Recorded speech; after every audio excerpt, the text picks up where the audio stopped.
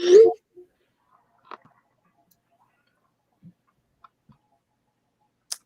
right. We are live. So welcome, welcome, welcome, everyone. We're so happy that you're here. It has been, wow, maybe almost 12 years since we've been in community together. About that, yeah. I think that's... I see you all the time on the gram, and out in person. But as far as performing live together, it's so good to be back. Yeah. And I see Nick all the time. It is good to be back. It's really cool. Flying lights. Well, I've been hiding under my poetry rock, so I haven't seen your lovely faces in a while. You've been doing other so great to see you. Family things. Taking care of the family business. And you know what? Nobody wins when the family feuds. So this one's for you. That part. Yeah. Oh, good. Tonight we decided, wow, it kind of came together really organically. You know, as Facebook will show you your memories. I love how Facebook does, this is your life. And I remember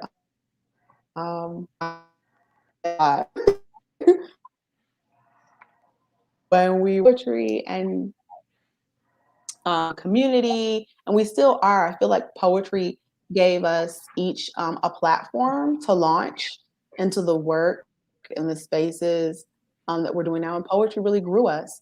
So I reached out to Nick, and I kind of chatted a bit in the comment section. And no, I think it was Nick. Nick like, yeah, I would love to get together. And I'm like, well, yeah, are you serious? And she was like, serious. So, you know, it was like a truth or dare, like truth, I dare you to do it again. And so organically through a series of inboxes and then text messages, we decided, yes.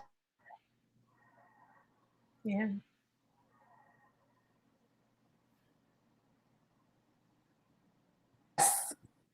We must do this again. And organically just talked about the journey that each of us are in this season.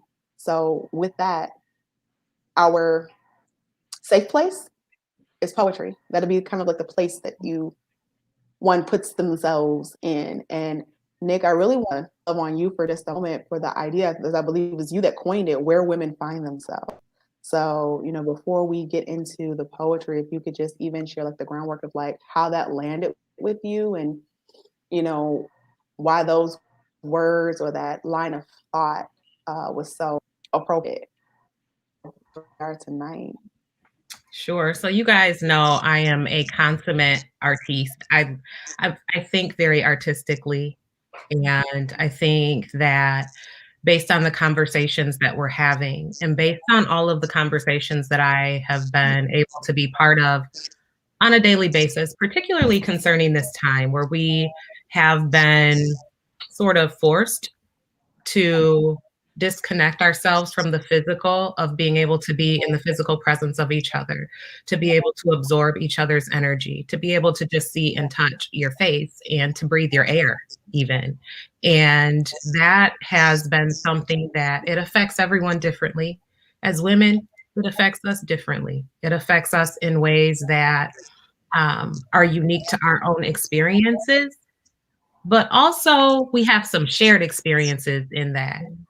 And so, you know, one of my favorite quotes is Nina Simone. You know, it's my job as an artist to talk about the places and the things and the situations in which I find myself. And as women, we find ourselves in situations oftentimes. We look up and go, oh, well, here I am. What are we going to do at this moment? And it's about the choice that you make next. It's about the step that you take in the next thing. So I think as we had our conversations and touch base on where we each were, that is what really resonated with me. We each found ourselves in a different place. And so I'm really excited to be able to talk about where that is for me. And I'm mostly excited to hear you ladies perform poetry. That's what I'm most excited about today. So yeah, I think we're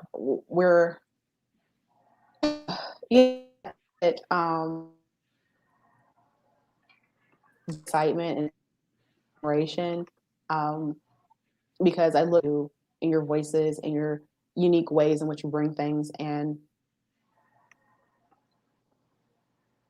the organic, again, just kind of the where we are, where this season has impacted us, what our priorities are, how they've changed, not just over the years, but just have changed in this space. So again, I am just so thrilled and honored to be here with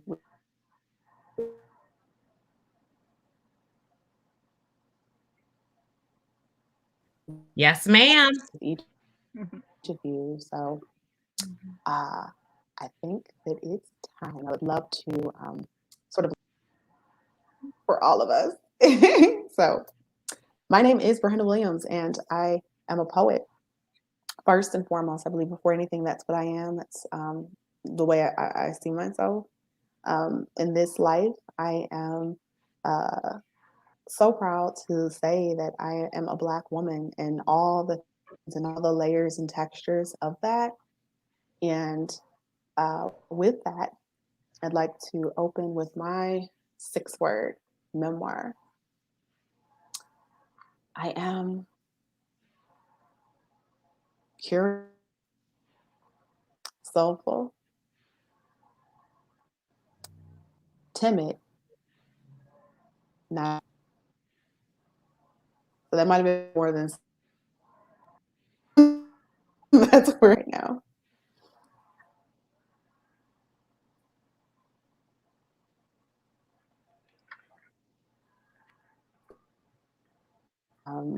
I hope that you like it. It is questions and a sweet refrain. I hope that you enjoy it. Where were you when the world closed? What Oh, color is your love? Where does grief live in your body? Prince or MJ? Can you remember your first love's favorite color? Does it matter to you? Star Trek over Star Wars, Marvel over DC, except for when it comes to Superman, because he fine. Vampires over liking, love over like. What does home mean to you? What is your native language? What is your truest intention? How many Briannas and Ahmads do you know, and how do you love them? Where were you when George Floyd took his last breath? Light over darkness, heart over matter, peace over chaos, victory over defeat. How do you kiss your lover to stop time? Who are you on the other side of 2020? Who do you want to be? What do you believe in? What are your favorite words?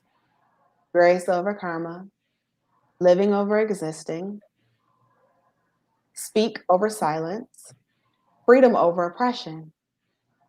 What is the shape of your heart? Where do you hold your memories? How do you measure your wondrous life? How do you know when your heart is open? What did you come here to do? We over I, us over them, faith over fear, here over there. There is only now. There is only life. There is only love. So what will you choose? Thank you.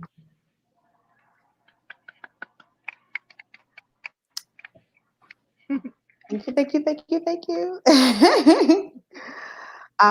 So this next piece that I'm going to do It's not a new piece, but it's a piece that I don't think I do very often. And so appropriately titled, we talk about where we find ourselves. And so where we have found ourselves in the middle of a pandemic is in the face of, I think it's always been here, but it's one of those underlying conditions. Systemic racism is at the forefront, and we have to have conversations about it. And, you know, right now, our AAPI family is definitely in need of our love. So as I state names in this poem, I want us in our hearts to add more names to our ancestor list. For those of us who have the inclination to call on ancestors and to acknowledge those who passed away. And so Delana Adam, Tan Jong-shi, Bing Dao, Julie Park, Hyun Young Park, and many other names that have been snuffed out in this season. I think it's super important to remember those names. In our news outlets, some have gone by their American names, others have gone by their traditional names. But I think that it's important for us to remember because those are souls that are no longer with us. So with that in mind, I want us to center ourselves and think about all of the sheroes in our life and the pathways that they have forged for us so that we can stand and so that we can reflect on the deepest desires that we have and the life that we've been called to live. So, sheroes. This is for Lena, Tina, and Nina, for all of those who came before me with a Grace Jones. This is for the women everywhere, from then and now, for the women who jam rock and soul well and love light. She rose. This is for good girls and bad ones too. This is for Etta James, Peggy Lee, and Abby Lincoln. This is for the full-hipped and sharp-witted mommies that get the rhythm of the feet, the heart, and the hands. This is for Marie Antoinette, Joan Baez, and Jet. Oh, freedom. To brave vixens who wear white after Labor Day and red shoes to church on Sunday. How they sing hallelujah in spite of it all. This is for Anita, Blondie, and every Mona Lisa who smiles. To all my enduring beauties, Diane Carroll, Ruby Dee, Cicely Tyson, who just proved that time has a way of perfecting its subjects. This is for every woman who's carried a child across the Great Plains in a trail of tears, and for every woman who chose death in the depths of the Atlantic during the Middle Passage, and all of the women who raised their children on their own because their ancestors poured strength into their veins. She is many things. Maestra, señora, mama, abuela, tía, reina, tuya, mía, mine, yours, queen, aunt, mother, woman, teacher. This is her role. She rose. Thank you. Lovely. That's very Thank lovely. you. Thank you. And for my last piece, before we introduce the incomparable Cassie Poe, who's been up to some amazing things in the world, I want to get into this jewelry. So I'm hoping to make a purchase. You know what? Rest is revolutionary.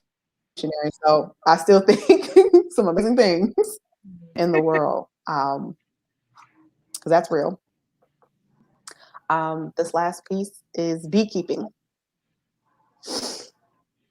It must be my lot in life to not be in life. So lonely. I'm so lonely, but not.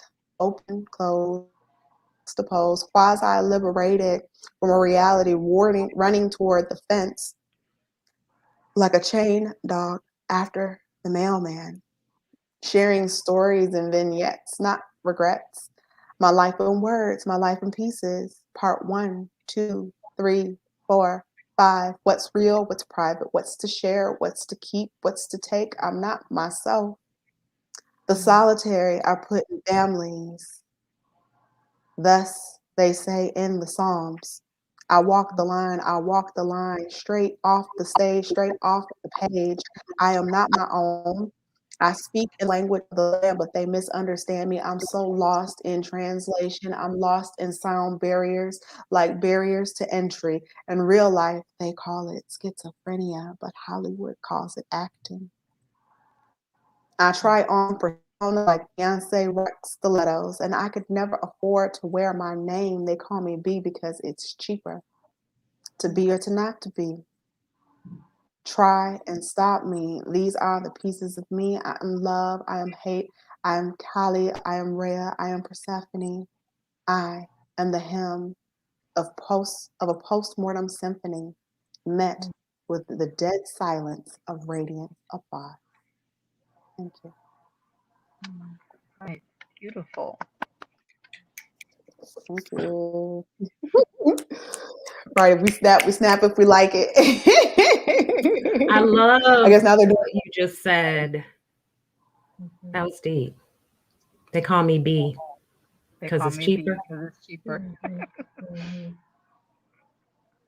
That's I it. always get that. Is there something else I can call you? And I'm like, well, I mean, I like my name. Oh yeah, I've gotten that. Yeah, because it's like I'll pronounce it, and after the third time, if they can't get it, can I call you something else? Doesn't your name mean the lion-hearted one? The bare-hearted. The bare-hearted one. The bare-hearted. Mm-hmm. That make them say your name. Yeah. Oh, I make them say my name now. You will say my name. We'll have to hear you may struggle, but you will say my name. I got my parents' blood on that name, so you're gonna say that name. Yeah. Yeah. Thank you, ladies, so much. And I can't wait to hear from our next poet. So Cassie. One moment. I just want to interrupt here before we get to that because I want everyone to be able to hear. I'm getting some comments on She's been so Facebook that people cannot see they can't hear the live feed on Facebook. Oh, they can't? Okay, So we want to make on. sure that we share it in the appropriate places. Yes, we will definitely do that. So let me. So we're working on that, guys. So Yeah, wait, while you're working on that, I want to tell Cassie Poe's story.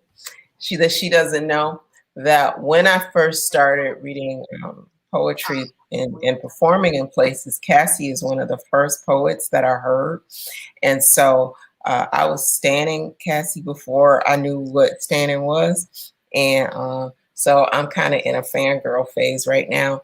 And I actually had stole like a line that you had in a poem, and I put it in my poem when you talked about the Scott family, both Gil and Jill. I stole that from you. Gil. Awesome. Jill. You ain't even Gil. I literally put it in a book. But it came to you. I was like, she's so good. Oh, you are so sweet.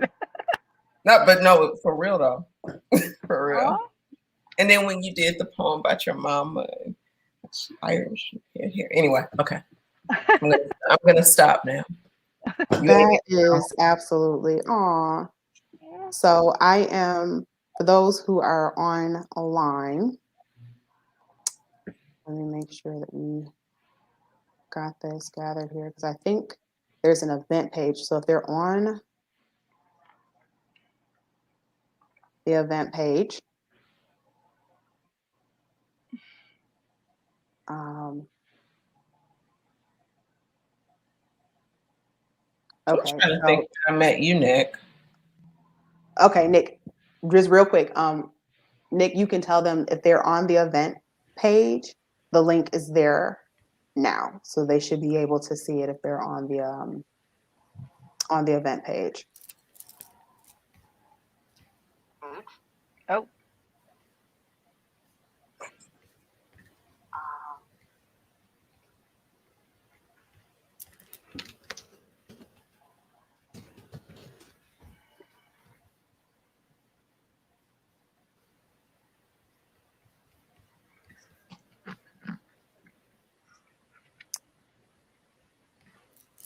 And I'll also make this accessible here too. All right. So in our group chat is there as well. All right. So Rhonda, please continue with your love story for Nick. No. Wait, I don't know when I met Nick, but I see her all the time now. So that's awesome. I saw her this morning.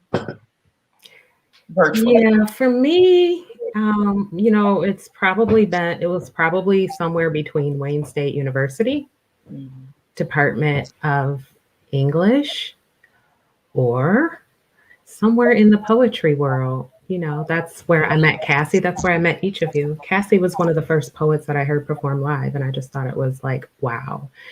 And when I was invited to perform live, she was one of the other women that was on that show. And it was actually a women's show for Women's History Month many moons ago. It might have been a long time ago, girl. That was the back in the day.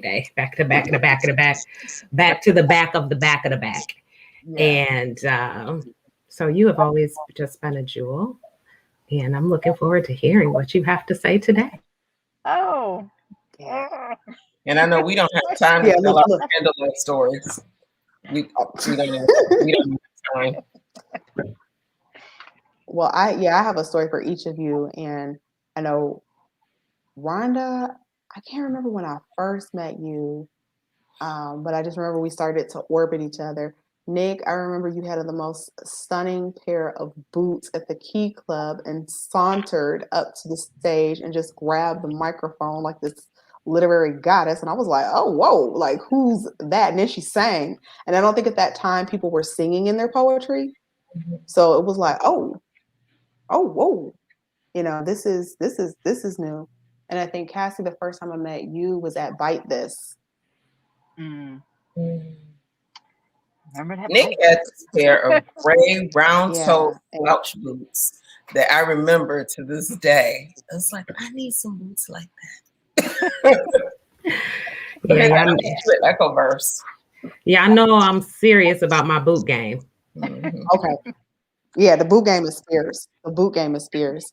And, Cassie, our next poet up, I remember not only was she like on the mic, she was like the girl Friday, like handling everything like behind the scenes. And the next thing I know, like first she's on the mic, now she's got the frog passing it around, making sure that everybody puts in the money that folds, not the kind that jingles. I was like, okay, to make sure that this poetry thing happens. And I think for so many of us, I think it saved our mental health. I think for a lot of us, it saved our mental health. It was kind of sometimes in our day lives we don't always fit, but poetry offers like this kind of community where you can come as you are and be seen, witnessed, and felt. And I always felt that the open mics made you better. It made you want to go home and revise for next week. So that you can come out stronger. So do that. Host venues. Hosting a venue, that's no easy feat. No, it takes a toll on you. Hosting a venue, just thank you so much for the contributions yes, it does. But thank you, Cassie, so much for, your contributions. And so Cassie Poe is a Detroit artist, mom, and now grandma. My, how time flies. Many moons ago, she hosted a hugely popular open mic series called the Chameleon Cafe in downtown Detroit for a wonderful 4 years. And she has competed as a member of the 2003, 4, and 5 Detroit Poetry Slam team and served as slam master and coach in 2006, 8, and 9 Detroit Bite This Slam team. Cassie was the chair of the first and second annual Women of the World Poetry Slam competition, brought to Detroit in 2008 and 9 while serving as the secretary on the executive council for the Poetry Slam, Inc. These days, you usually find her cultivating her visual art side through a deep love interior design and wire-wrapped beaded jewelry. She runs a homemade jewelry store on Etsy with her sister called Bead Mode. finally, take a deep breath. She is working on a novel of fiction. We are sending her tons of luck and good juju. And her 6 words, silence was deafening after you died. And listen to silence. Listened to silence and found myself. So without further ado, I bring you Cassie Poe. Well, thank you. Thank you. Hope I can live up to all that hype. I so I there were so many times when you were speaking that I wanted to comment. Just getting to being in the poetry circle. I haven't been very active. I don't know that many people have outside of an online presence because of our pandemic and the situation. There's not really been anywhere to go to. But even before that, hosting and running events and being a slam master, being a coach, being on the executive council for Poetry Slam Incorporated, all of that like takes a lot out of you. And I found myself wanting to help organize and bring the community together, and I was writing less. So now I'm glad that I'm getting back to that space where I can write. But it's not poetry anymore. It is fiction. So I have a few pieces I want to share from my poetry side. I'm going to open up with my ode to poetry and the one that Rhonda lovingly mentioned. Uh, I was so touched and honored. I think that's just so beautiful that I inspired you that way. You have no idea. I'm not going to cry again. So the title of the poem is What Am I? And it's my ode to poetry. It's when I fell in love with alliteration and I was like, ooh, I could do that. um, I am those butterfly moments stuck in your throat, heartbeats waiting for oxygen to exist. I am scattered thoughts cleverly captured on paper and transposed through lyrics of Jillness. Scott these words in my head that couldn't slow down long enough for this ink to catch up to. What am I? I am liquid moments waiting to dry and your eyes flow through your veins, reside somewhere in your heart and become the air with which you speak. I am those sweet nothings you trade at the altar like I do, I will, I am, I still, I love, I cry, I die inside, I yearn, I crave, I learn the way, I beg, I crawl, I fought, I fight, I've got inside, I do, I see, I'm you, you're me. What am I? I am sensational sonnets that seductively stroke the cerebral side of you never knew you had.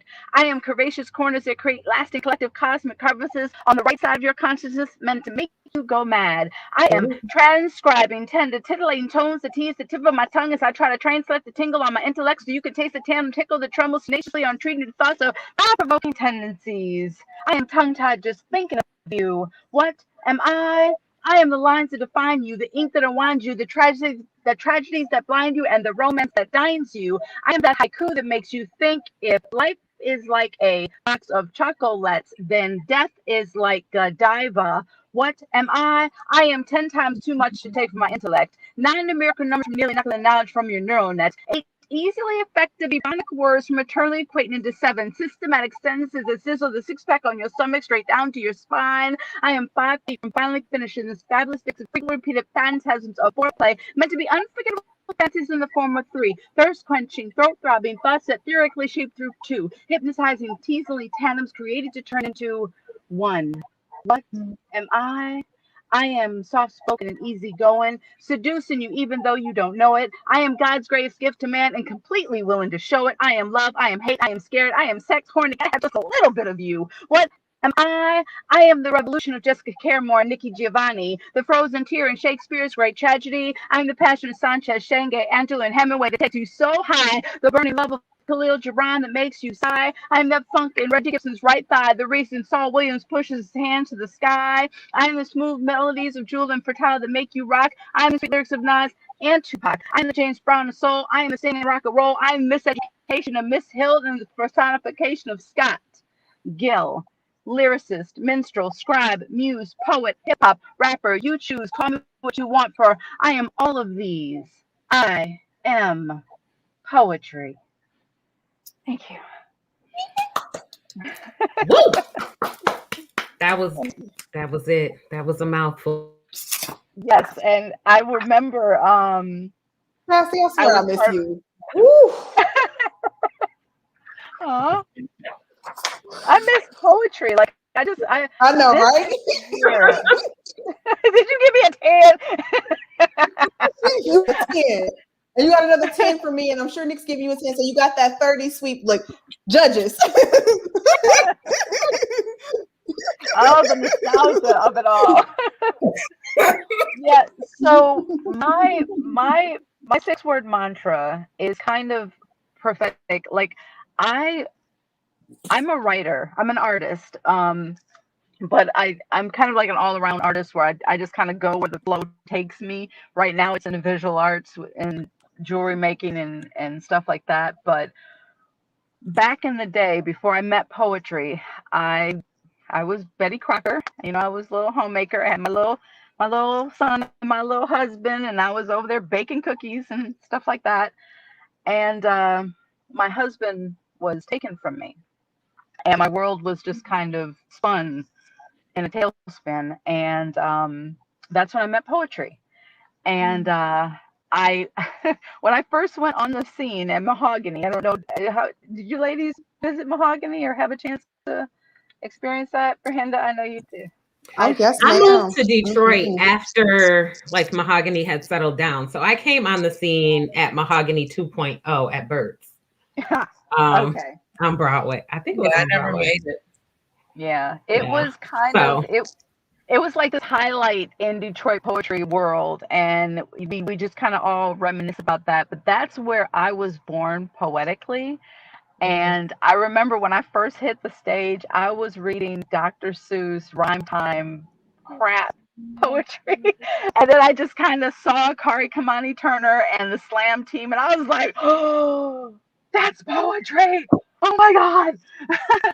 So I was kind of absorbing them and dealing with the tragedy of my life. And I started writing, and it was such a release for me. So that 6-word memoir, Silence Was Deafening After You Died, was, because of what I experienced with my husband. And it took me years. He's been gone for over 20 years, but it took me years to write a piece about him. And I don't read it often. Because it just took me to such a dark place. So this poem, and I'm reading this poem because in COVID we've lost people, we've gone through so much, and I had a scare in my family right around Thanksgiving when my mother got sick. We all got sick. My sisters got sick. I got sick. I got really sick. I was like not able to breathe. I didn't know if I was pretty sure I was gonna make it, but it was a struggle. But we were really scared that my mom wasn't going to make it. And she was in the hospital for over 40 days. And it was right around Thanksgiving. And my husband, I woke up on Thanksgiving morning to find out he was gone. And so this time has been very reflective for me to, remember him and what I had. So this poem is called Dear Husband. I wish I could just see you again. After you left, I spent countless nights sleeping on your side of the bed, as if your side of the bed might hold the secrets to happiness that have eluded me all these years. I barely remember you. Outside the last day we spent together, I know you never wanted me to remember you that way, never meant for me to reminisce over frozen skin and broken limbs, but I remember that body bag better than I remember yesterday. I can recall with more clarity the bullet holes along your side better than I can remember the color of your eyes or how no one took the extra 2 seconds out of their day to close them before I came into the room, or how your hair, even in death, felt the same, but your lips never did that before. Were you afraid? Because I was. I was afraid of what we would become without you. Afraid this single and mother was something I couldn't believe in, and our son would end up crushed beneath the weight of my fears. He lost you, and in the process, he was bound to lose me. Caught up as I was in the tragedy of trying to raise a black seed on my own. Hearth and home don't mean the same thing when you have to stand alone. And you left me so alone. I thought, God, please, he could do so much better. Why don't you just take me? What does a confused half Breed know about raising a black man anyway? Nothing. Less than nothing. And that's how I felt. Hollowed out and empty. I could have slit my own wrist that day, lied down beside you and let the blood flow until our conditions became synchronized, until my flesh relinquished the will to live and I could just be in your presence again. My heart atrophied just like your limbs did, and I wonder if you took the best part of me with you. Wonder if it's still in that white room, stuck on a cold steel slab next to the memory of your battered bones, tucked somewhere in between the bullet holes and good intentions that got you there. I wanted to yank back white sheets and poke along your rib cage, peel away dried blood from locked jawbones and push at your molars. It would have been easier than pressing on, knowing that I was sure to fall. And I did fall. Without you, I fell in between my own feet, stumbled into walls so wide and so deep there was no way to miss them, but I fell headlong anyway, determined that if I just managed to fall the right way, I'd fall back into you again. I'd turn that corner and you'd just be there, like you promised you always would be. And I waited. I waited so long. I waited until the memory of you became so faded, so distorted by time and hostility, you were no longer recognizable. And 23 years later, after all the tears, all the useless prayers, the anger, the regret, the countless nights on your side of the bed, I still have only one wish, and that's just to see you again. That's dear husband. Sorry. That was beautiful and emotional. I'm right here with you. I am right Yeah, here. thank you. It was a scary moment. This thank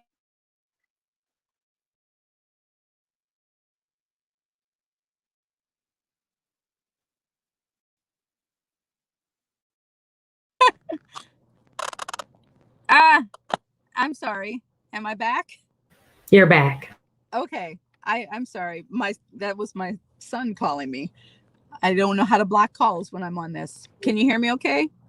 Okay. I cannot hear you. That's because I'm on mute. I mean, I was on Okay, mute. I Can can't you hear hear me anything. now? Okay, I'm going to keep going here and unmic myself. That's because I'm on mute. I mean, I was okay. I can't. You hear me now? No.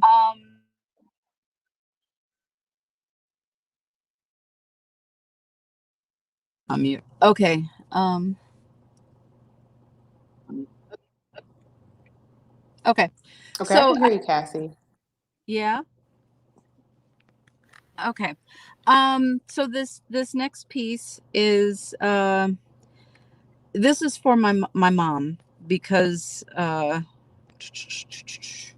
like I said, I we almost lost her, and she's kind of been the light in my life, so to speak. And this is called Prince Charming. It's kind of like she chased the monsters away from my bed. It's Prince Charming. Tears slid from her chin, fell upon my brow, and made me grateful.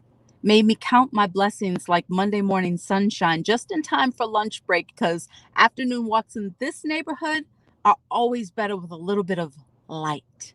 And this woman was real. She was the backbone of every good memory I had in me. She was the reason I knew waffles were happy food, puppies were miracles, and lightning was just God's way of showing off. Little girls get scared at night sometimes, so she made leprechauns appear in my closet. Little green glow-in-the-dark guardian angels to ward off the monsters and trolls that hid under my bed and threatened to steal my sunshine away. You see, this woman was mystical. She controlled Santa's reindeer with strict instructions not to come banging on our rooftop until well after midnight, when I would be fast asleep and unable to hear all their racket. She told the Easter Bunny to hide chocolate treats every Sunday, instructed the Green Giant to never put Brussels sprouts on my plate without loads of melted cheese and butter, and she made the Tooth Fairy seem laughable. Yeah, and what am I supposed to do with a quarter when she preferred to take me out for strawberry shortcake sundaes? I didn't know the ice cream numbed the pain and made me feel special, but she did. She knew everything. She knew why God preferred to speak through the wind and how to make the trees dance so I could see him better. She knew her way along the peppermint trail to the witch's gingerbread house and just the right angle to steal a cookie without getting caught. And she always seemed to know just the right way to make me smile. And today she was dying because I stopped believing in her. I stopped running to her when goblins crept in the shadows of my dollhouse. I stopped asking about pixie dust and toe jams and what is the big difference between little girls and boys anyway. Oh, yeah, I remember. It's the way he smiles when he sees my number on the caller ID and starts mentally making romantic evening plans where the two of us end up somewhere between elated and confused. She always said it would be this way with the right guy. And like I said, she knows everything. She knew this day would come, knew she'd be sitting there and I'd be standing here, slowly killing her with every step that I took, silently reminding her of how much I don't need her anymore. Don't need her fairy tales of happily ever after, you and me flying through the clouds, dancing with angels and laughing at God's silly notion that two totally anatomically different pieces could fit together so pleasantly. And she's crying because when you said I do, it meant she no longer could. And she doesn't know whether the pain in her chest is from heartache or lack of oxygen. Breathless, she watched me standing here, killing her softly as I looked into my future and saw white picket fences with you. And she's feeling as though she just lost something so precious and rare, a bond that can only be shared between a mother and her daughter just before bedtime with Dr. Seuss and a cup of imagination. And as she sat there crying and dying just a little bit more over her fading motherhood, I smiled, a secret smile I would share with her later. It seemed I knew something she didn't. The reason Cinderella found her Prince Charming was because of her mother. I still can't hear.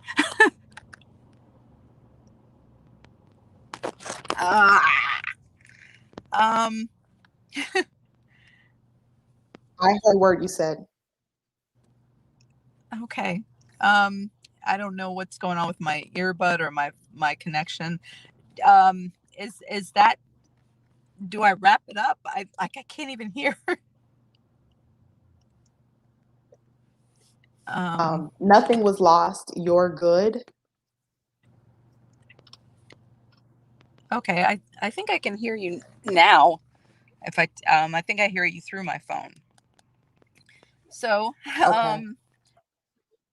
Yeah, so that was those were my pieces. I had one more, but I think I've taken up my time slot. So, thanks for sharing with me and letting me tell you my poetry, my life stories. You were brilliant. Absolutely Thank brilliant. I don't know if you can hear, but I'm sending you a message. Yes, I can hear. I can hear now. I think my little Okay. pod You were died. absolutely brilliant. Okay. No, the pieces were brilliant. I felt everything. I was like hanging on every word, and gorgeous poetry. And even in the like gut wrenching parts of it, Cassie, like I'm still like, is there more? Like still just wanting more. Thank you. Yeah. Thank you.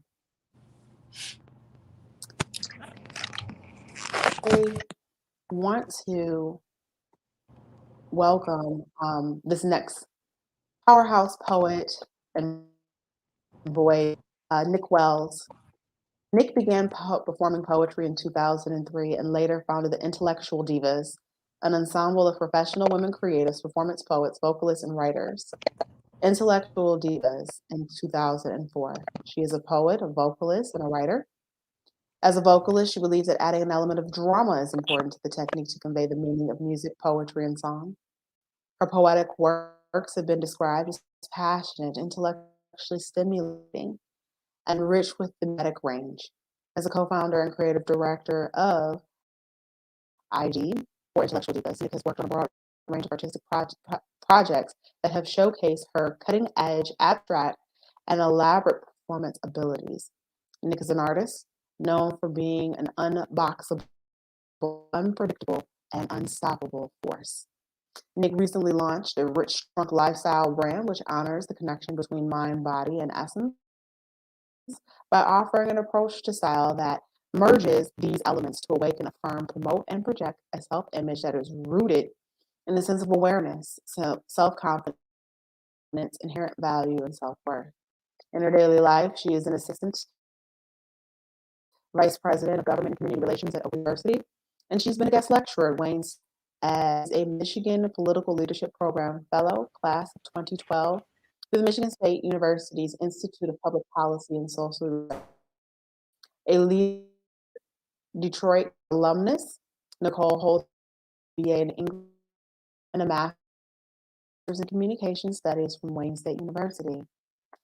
Her books were lightly to creating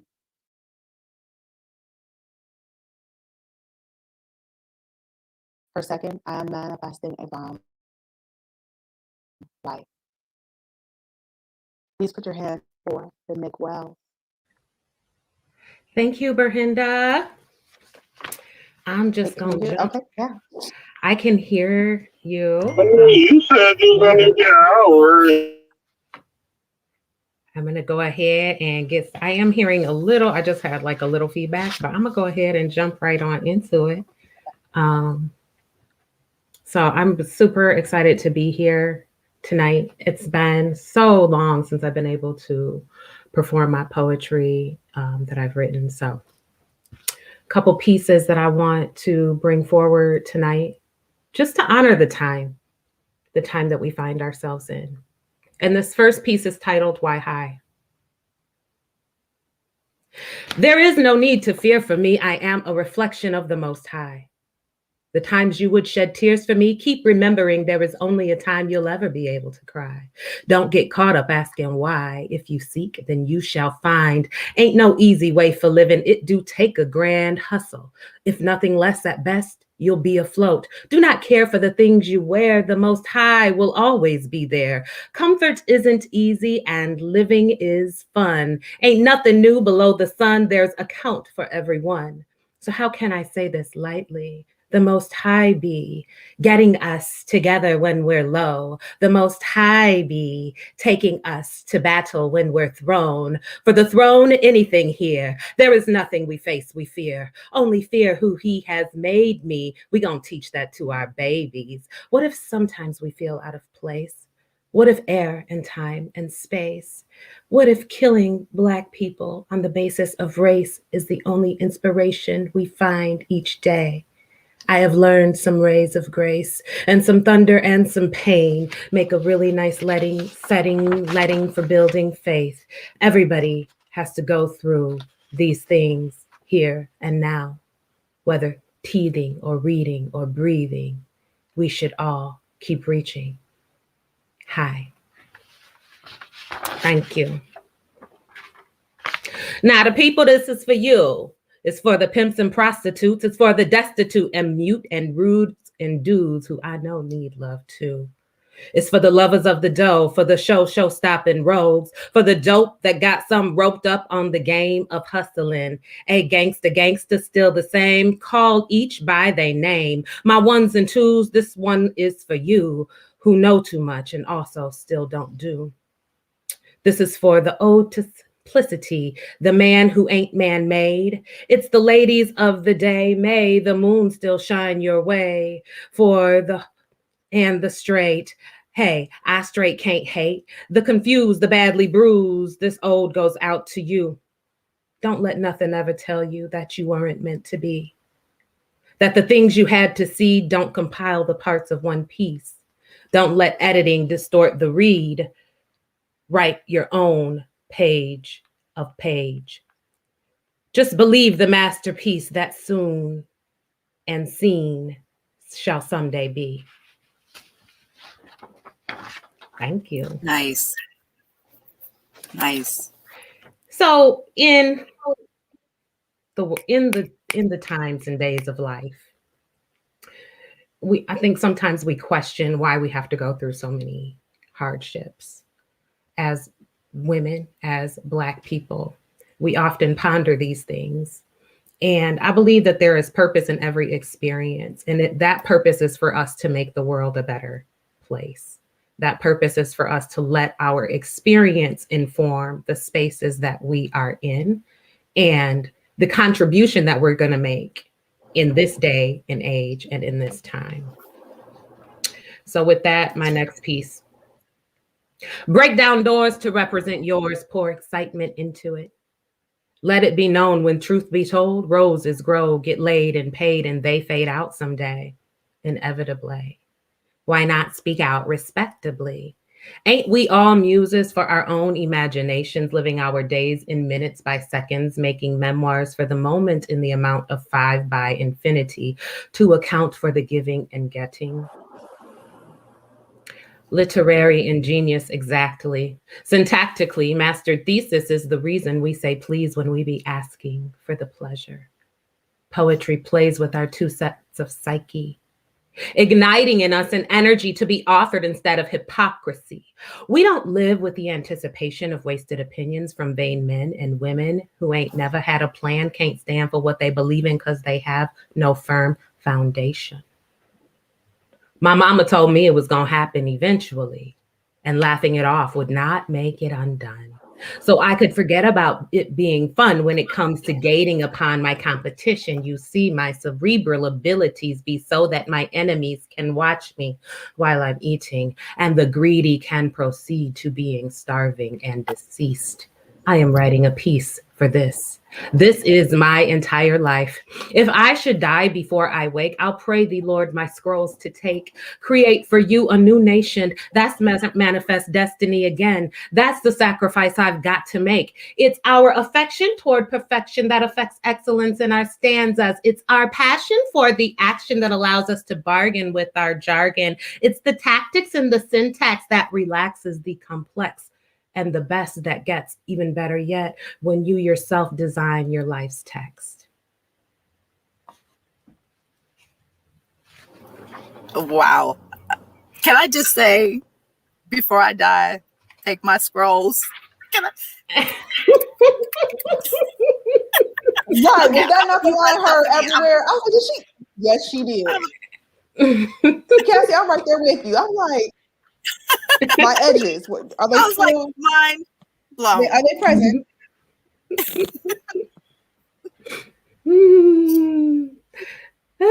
Thank you guys. I have a couple more that I do want to share.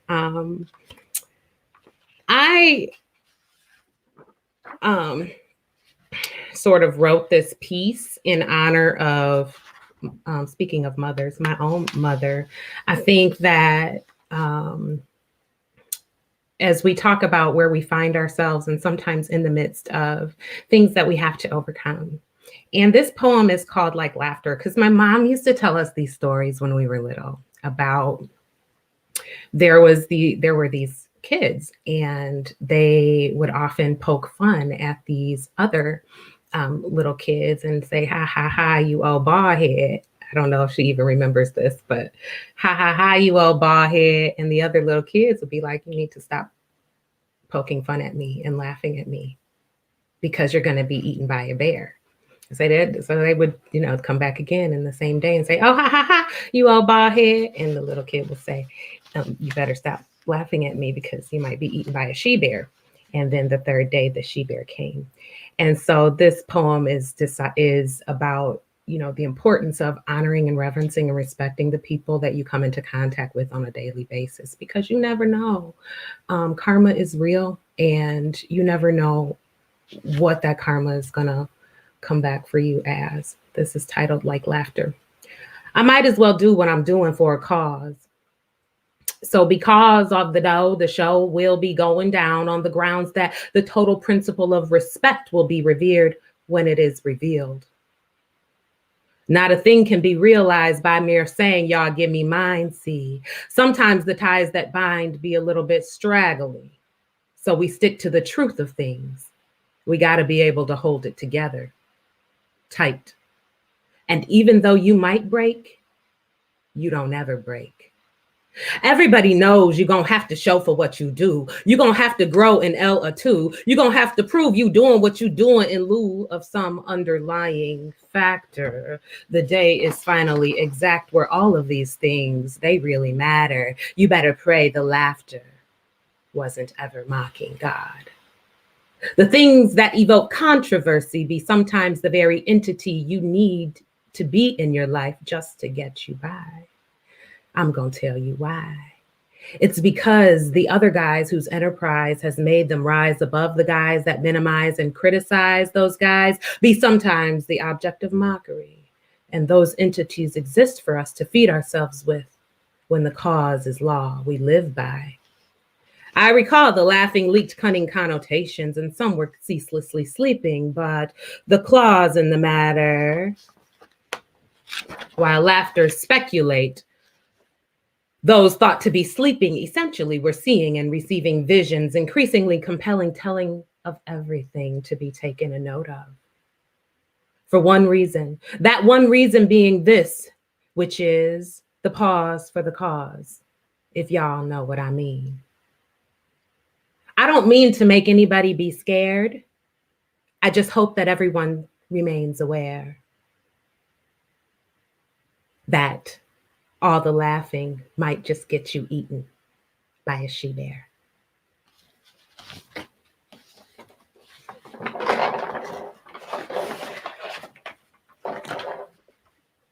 I love the end of that.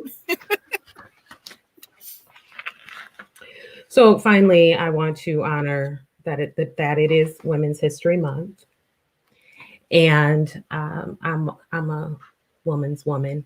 If there's a man's man, I'm a woman's woman, and I'm here for every woman to realize her greatest strength, her greatest power. I did launch my lifestyle brand this year to support and affirm women whose lifestyles can be rooted in their sense of self-worth. And as women, we wear a lot of hats. We carry a lot of balls. We keep everything going.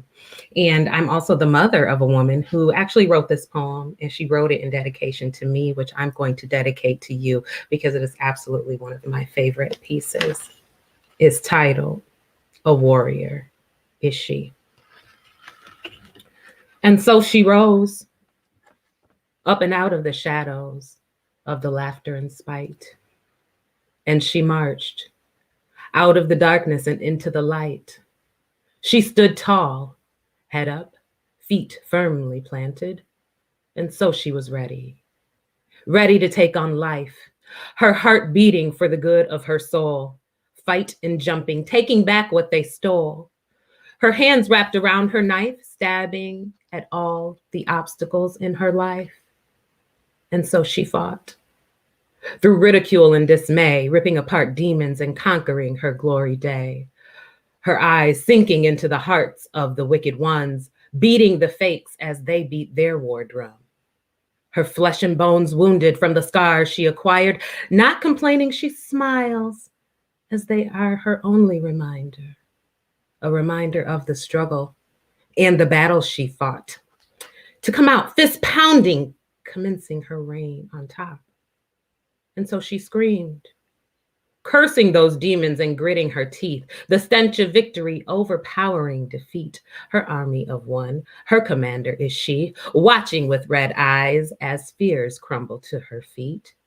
Face stripped with tears, sweat, and blood, she fought for the ultimate reward of self-love.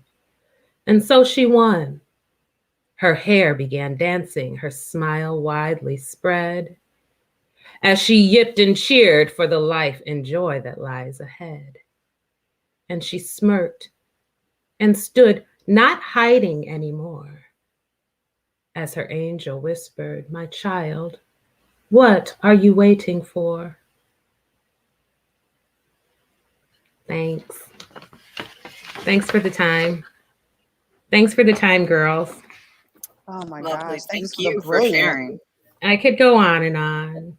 I'll pause right there. But God bless you all. And I'm very happy to be part of this. I just want to uplift and encourage everyone that, just to accept that everything has purpose. And it is important that we embrace that and embrace every experience that we have, that we go through, especially in this time, which is so interesting because we forget the fact that we're all on one accord and how much power there is in agreement and being on one accord. We're all in the same position. And that was only something that could have come about by a power that is beyond us. So with that, deuces, peace, love, and hair grease.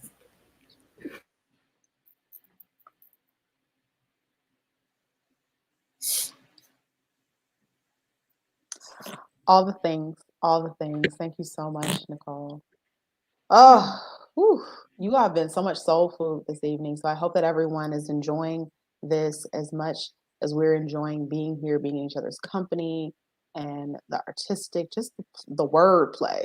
We just like pause for like the wordplay that's been happening on this evening. Like, yes, I just feel fed, and I hope that you all feel fed as well. So leave room for dessert.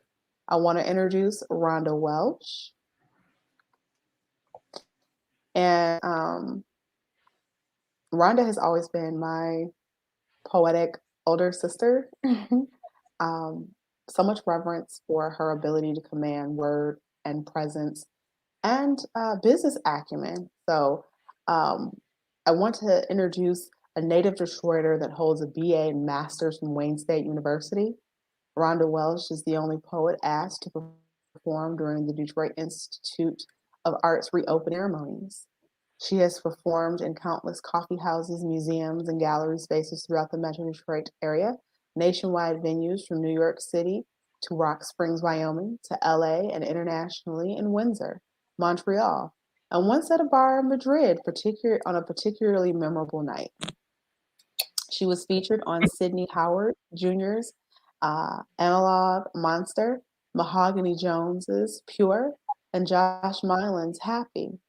She released a recording, I Saw Myself, and the books Red Clay Legacy and Musings of an Adult Onset Swan. She is also a contributing essayist to Heaven Was Detroit, and From Jazz to Hip Hop and Beyond. As an educator, she taught the creative writing component, the award-winning math work program, and she was a writer in residence for the renowned Inside Out Literary Arts Project. She founded Femi Energy as a poetic forum for women, as well as the founding fundraising literacy event, Freeverse. With the buzz-worthy program, The Biz of Art, she provided artists and creators with an opportunity to learn business practices through sessions that featured individual experiences and anecdotes, as well as concrete business principles. Her work as a DJ has been featured at conferences, fashion shows, concerts, and fundraisers. She has opened for Kim, Madison McFerrin, Moonchild, and Anthony David. You can visit her at her website, rhondawelsh.com. 6 words, I am woman. Hear me love. Without further ado, I'd like to introduce to you and present to others, Rhonda Welsh. Thank you, Ber-Henda. Thank you so much. I was going to say some other things, but I want to go back to something Nick just said when she said, taking back what they stole. And that is such a way to wrap up where we find ourselves at this moment. The Bible talks about restoring what the cankerworm hath eaten. And in so many ways, that's what's happening now. In 2020, the cankerworm ate away lives, ate away self-esteem, ate away confidence, ate away people that we would see every day, ate away routines, ate away those things that we relied on. And so this year is a year where we're looking for so much to be restored, and we're looking to take back what's been stolen. I've written a lot of things during that time, and they were heavy and deep and and dark, and I've decided not to read any of them. I've curated some poems that speak to some of the lessons that I've learned. And this first one is about taking back what's been stolen. And it's about a time much like the summer of 2020 when people were fed up. It was the summer of love, 1967.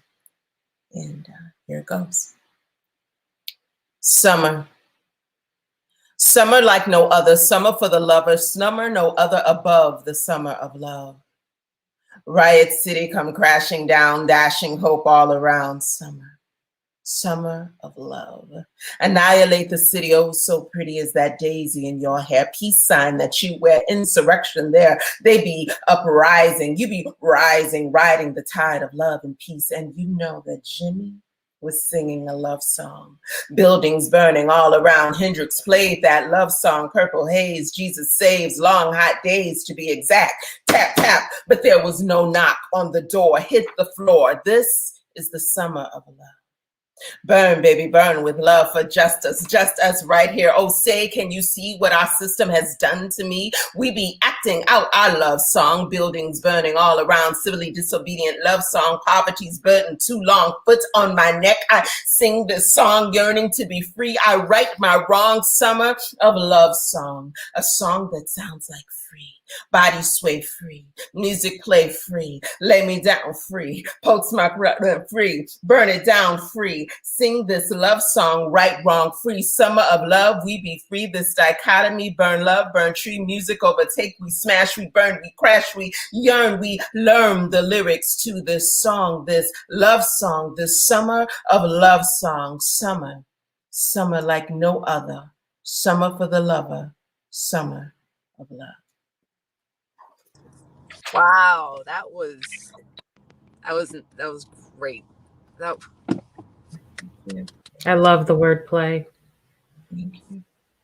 So these next two poems are about lessons that I know I've learned during this time. And one of the things, and I write a lot of poems about love, hence my 6-word memoir, Hear Me Love, because that's all I talk about and all I think about. So one of the things that was so important when it comes to love is learning to love without toxicity.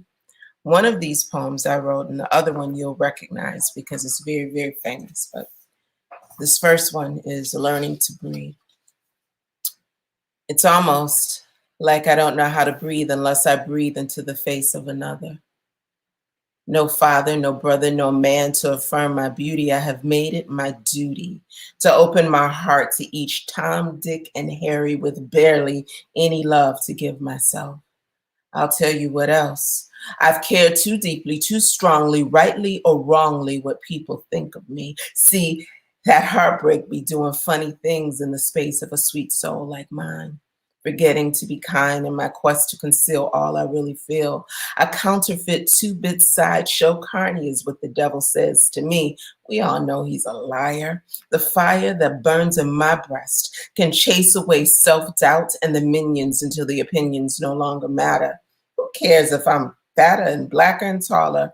Money comes soon. I'm still a baller. It's a product of my DNA. Better today than I have ever been. We all know it's a sin to ignore the purple hue, the yellow moon, and the bright orange sun each day. The miracle of being a chosen one, a rare find, a poetic DJ musical disciple. It's liable to touch someone else's heart. I stay ready to live this part, to embrace this life rife with struggles, hilarity, and so many sweet joys. And yes, boys will be boys and men will be men, but heartbreak is no longer my concern. The butterflies that once caused my stomach to churn and my heart to burst have left me no worse for the wear. There is peace in the valley, mess in the message, joy in the morning, coming without warning, descending upon my head and flowing out to others. Men are neither demons nor deities, just my brothers, friends, and lovers. We all search for our piece of the sky, striving to taste happiness one day before we die. So this next poem that about loving without toxicity Oh, I'm not even gonna tell you. You're gonna know this poem when I started. Okay. I ain't read it though. I wish I did. Wish I did. For women who are difficult to love. You are a horse running alone, and he tries to tame you. Compares you to an impossible highway, to a burning house, says you are blinding him, that he could never leave you, forget you, want anything but you. You dizzy him. You are unbearable. Every woman before or after you is doused in your name. You feel his mouth. His teeth ache with memory of taste. His body just a long shadow seeking yours, but you are always too intense, frightening in the way you want him, unashamed and sacrificial. He tells you that no man can live up to the one who lives in your head. And you tried to change, didn't you? Closed your mouth more, tried to be softer, prettier, less volatile, less awake. But even when sleeping, you could feel him traveling away from you in his dreams. So what you want to do, love? Split his head open? You can't make homes out of human beings. Someone should have already told you that. And if he wants to leave, then let him leave. You are terrifying and strange and beautiful. Something not everyone knows how to love. So those poems remind me to step away from toxicity in love. This next poem is a oldie but a goodie. And it just reminds us to be honest about what we want from love. And it's called Ballad of the Beautiful Girls.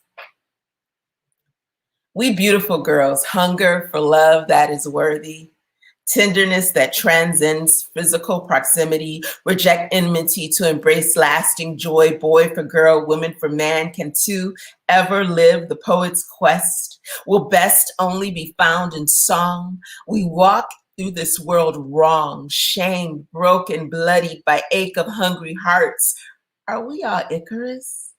Wax trashes the landscape, forehead sunburned, chins upturned, lips chapped from too many melancholy laments, and no kisses. This is the cross to be borne, the loss to be mourned, the opposite of affection, defection from beautiful. But Jesus says he loves me, yes, and Jesus says he loves me best, but we beautiful girls want flesh and bone, not the Holy Spirit alone. Does this color us Jezebel? Avoiding hell by the hem of our skimpy skirts, wearing hurts like feather boas wrapped around our craning necks, cranes who long to be swans, wan and forlorn, born to be loved, but finding only complex metaphors of nervous dinners and chat rooms where no real talk occurs, just smart phrases and phases from inbox to Facebook to text to polite conversation over mediocre food in the average space. And is this love? Was this why the sonnets were composed? We beautiful girls want more. We desire every bit of magic, unicorns and rainbows promise. We want candlelight and sweet nights, warm touch, love and such and touch, and much more than staring at computer screens and trolling in high heels and pursing lips and jutting hips out to attract the highest bidder. We want commitment and devotion. No more tears, no more oceans of pain and waves of regret. Yet who will hear our cry and who will answer our plea? Poor little beautiful me, sweet young beautiful you, caught in the crosshairs between warrior princess and lonely scribe. Is there really one worthy? Does the quest of the poet really exist, or is this the ultimate reality? Brilliant, streaked banality, wild is the wind that blows through beautiful girl hair. Soft is the song that fills these bodies of languor. Sure gives way to purpose. No anger, no rye, no chord. Beautiful boy, real or myth, stroke a brow, resist a fist. Can you be worthy of the beauty you see? Can you be beautiful just like me? Can we ravish life and just fly free? I like coffee. I like tea. Let's ravish. Let's run, fly free. See, I like coffee. I like tea. Let's ravish. Let's run. Let's run, fly free. I like coffee. I like tea. Beautiful black boy. Come find me. So I'm going to share one more poem. I have tons and tons and tons. Oh, I'm sorry, two more poems. Yeah. All right. Yeah, two more poems. For some reason, I need to read this. This is Loving Yourself Enough to Be Real. It's a little one. We are more than they see.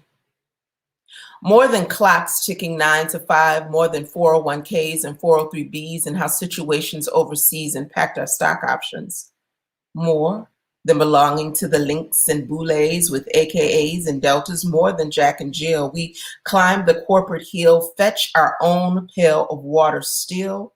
That pill prescribed to ease our churning belly, heal aching esteem when it seems all is lost because he comes home at 4:25 a.m. smelling like Pink Friday by Nicki Minaj, a drugstore fragrance we never wear. More than hair. Weaved, crocheted, natural, colored, conditioned, fried, dyed, laid to the side, more than sons on drugs and daughters with AIDS and beautiful grandbabies with braces and straight A's, more than houses in the hills and the points, more than woulds, shoulds, wills, and won'ts, more than St. John suits and bloody red bottom shoes, more than vacations we take and the credit we use. We are more. We are more. We are more. We are more, we are more, we are more, we are more. 7 times because we are. Last poem, very quickly. It's in the contract. I have to read this one because it's everybody's favorite poem. I promise you, when I finish this poem, you're gonna be in love with me. You think you're not, but wait, you're gonna have a crush on me. Watch it. Here we go. It's called Marriage Poem number 28. I want you to have a crush on me.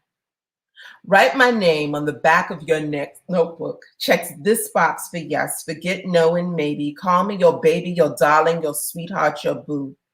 I want you to have a crush on me. You should ache for my eccentricity. Notice how good I look in high heels. Melt when the slit in my skirt flashes the mole on my left thigh. I want you to cry when you visualize the crevice beneath the nape of my neck. I want to be your Juliet. I want to get the best that you got. I want to be your hot, be the fire in your belly, the spring in your step, the hands of your clock, your hickory dickory dock. I want to be your nursery rhyme. Take you back to childhood places before rat races and urban spaces got you down, before politicians started to clown and left the country in recession, before the economic collapse. I want to be your relapse, have you snorting and smoking and drinking thoughts of me. I want to be nectar to your honeybee. I want you to have a crush on me. Feel a rush when I just be doing simple things like folding the clothes or brushing my hair. I want to know the weight of your stare. When I walk out of the room, feel your eyes on my behind. I want to be the kind to make you blush, bring a hush to the worries clouding your brain. I want to be the one who makes it rain. Forget the clogged drain and mortgage payments. Disregard mounting troubles and relatives' arraignments. I want you to remember the old you and me. Take you back to the feral and free. I want you to have a crush on me. Thank you, Shay. I'll have a crush on you. I knew you would. Girls crush. Thank you so much. Thank you, Ber-Henda. Thank you, Nick, for telling me you about to do this poetry thing. I didn't have a choice. Yeah, it was pretty much You a needed to do non-negotiable. that. I think, yeah, You everybody needed to do it. Yeah. You needed that. I think I had to stalk Cassie. I didn't have a direct number, so I was like, let me just inbox her. Hey, Cassie, what are you doing on a Friday night? And thank you. And thank you for inboxing me. I know I'm having all the technical difficulties in the world over here. I'm driving. I'm in and out, acting the fool. I apologize 1,000 times. Today just kind of got away from me. But this has been such a beautiful experience that I'm just honored to be a part of this, even with all my chaos. You all are so much fun to It is hang all out good. with. All of the energy that you bring is just wonderful, and it provides inspiration. I know for myself, all the things that I've heard from each one of you today has been such a beautiful inspiration. Ditto. Yeah, I mean the wordplay. All of you have a stunning wordplay. Nick, I didn't even realize you wrote poetry in dialect, so I'm like, yes, come through with it. And I am definitely going to take scrolls with me. Rhonda, we will forever have a crush on you. I mean, just the brilliance that has been in this space. So I definitely want to thank you, ladies, so much for saying, well, coming in, because I don't think we left the choice, but it was like, okay, we're doing this, and so it is. And I just want to say to those who are listening, seize the day. Even though we were quarantined, and we were, am I frozen? Because the technology. Can you all hear me? Can we hear? Uh-oh. I can hear. Is it okay? I can hear you. Yes. So okay, Yeah, good. So just a as lot we of feedback, close, but I can hear. you can hear. Okay. So I was hoping that the earrings would not create a kerfuffle, but we're here, imperfect, but poetry was perfect. I just want to invite us to seize the day, whatever it is that you desire to do or that brings you joy. This has brought me so much joy, and it wasn't taxed. We did this free. This was our gift, to the world, and I believe that's part of what we came here to do. Even though we've all taken different pathways away from poetry, poetry is still the thing that we're here to do. It's in us. So just thank you all so much. So those of you that are going to catch the replay, just put replay. This has been recorded on YouTube. So ladies, I've already dropped the YouTube link into our group chat. So let's, share this, and I hope that it inspires generations to come. And just a huge shout out to all the Detroit venues, that are with us. Those still poetry offered to. So shout out to Cafe Hogany and Pour Me Cafe and Echoverse and Fight Fizz. I didn't have Echoverse time. That's where I would have been tonight at Echoverse. Soul Pleasures, Mm-hmm. Evolution, So Birds, yeah, Birds on Broadway, yeah. the Key Club. What y'all know The about Key that? Club. Gone. Oh, what's that place? 4736. Yeah. Wait, what's the name of that? 30 something on Broadway. No, Grand Bistro. River. Was it the Bistro 4731? 47? Oh yeah. Yeah.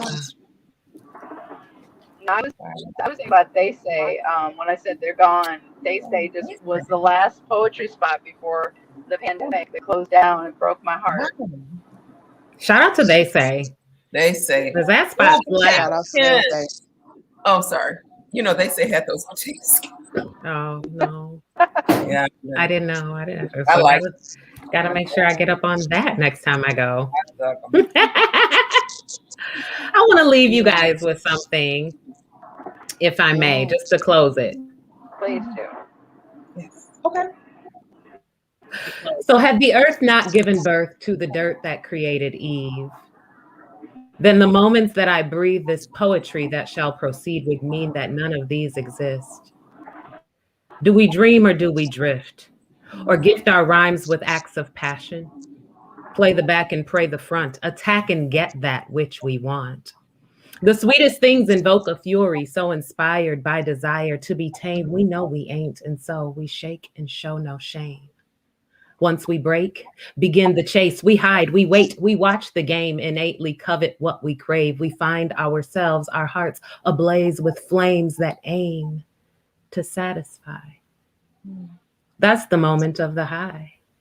Every instance of the kill is thrilling. Knowing our honing and growing is totaling, owning absolute reign. See the pride inside our eyes. See the means for you to eat. See the mystery unveiled to spell force, speed, agility.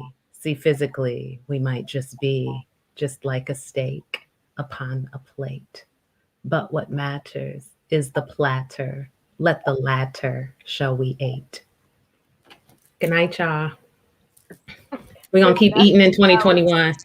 That was a nice closing. I love it.